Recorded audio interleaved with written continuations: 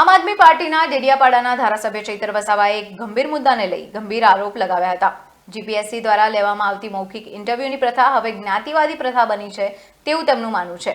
તાજેતરમાં જીપીએસસીની ક્લાસ 1-2ની જાહેરાતોનું વિશ્લેષણ કરતા તેમને ખ્યાલ આવ્યો છે તેવું તેમનું કહેવું છે કે 12 ઉમેદવારો લેખિત પરીક્ષામાં 412 થી 429 વચ્ચે ગુણ ધરાવતા હતા। તે ઉમેદવારોને ઇન્ટરવ્યુમાં 20 થી 35 ગુણ અપાયા છે અને ફેલ કરાયા છે। બીજા એસસી કમ્યુનિટીના 12 ઉમેદવારો લેખિત પરીક્ષામાં 387 થી 412 જેટલા માર્ક્સ લાવ્યા છે। એ લોકોને ઇન્ટરવ્યુમાં 24 થી 52 વચ્ચે માર્ક્સ અપાયા છે અને એ પણ નાપાસ કરાયા છે।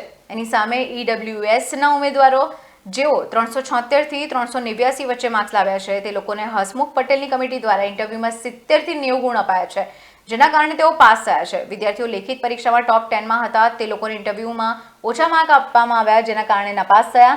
આ સાથે ગંભીર આરોપ લગાવતા ચૈતર વસાવાએ ઉમેર્યું છે કે ભૂતકાળમાં પણ તેમણે જ્યાં પણ કામ કર્યું છે પોતાની આવી જ જાતિવાદી છબી રાખી છે। હસમુખ પટેલના કહેવાથી જ આટલી મોટી સંખ્યામાં યુવાનોને અન્યાય થયો હશે તેવું અમારું માનવું છે। હસમુખ પટેલને ચેરમેન પદેથી દૂર કરવા જોઈએ તેવી અમારી સ્પષ્ટ માંગણી છે।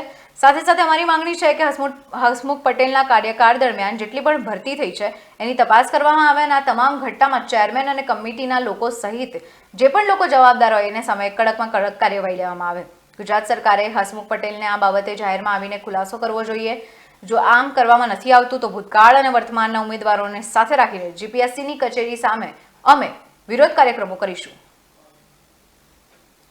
છેલ્લા 10 વર્ષથી ગુજરાત પબ્લિક સર્વિસ કમિશન દ્વારા જે મૌખિક ઇન્ટરવ્યુ રાખવામાં આવે છે ત્યારે આ મૌખિક ઇન્ટરવ્યુની પ્રથા એ જ્ઞાતિવાદી પ્રથા બની ગઈ છે।